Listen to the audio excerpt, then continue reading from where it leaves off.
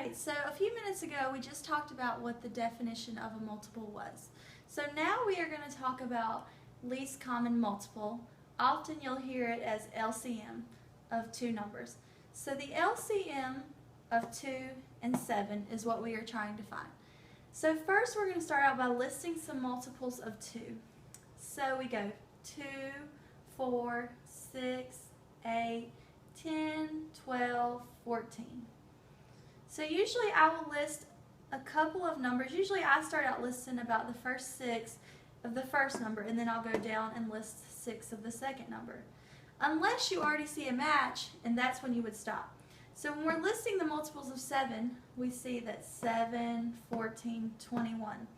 Well, we see that 14 and 14 are already going to be our least common multiple, so we can go ahead and stop right there. So the LCM of 2 and 7 is equal to 14. So this is also how I will want you to write this. Remember, it's very similar to how we wrote GCF. You'll write LCM of 2 and 7 is equal to 14. Alright, so down here we're going to do an example together. So we want to find the LCM of 3 and 5. So first we'll start out listing the first 6 of 3.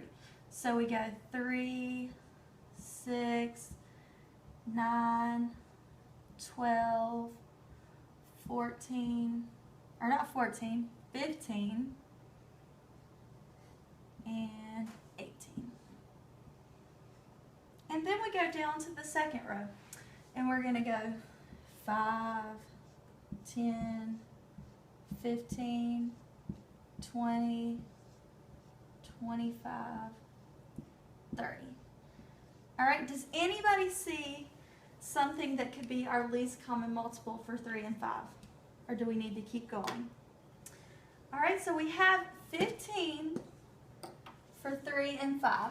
So our LCM is going to be 15.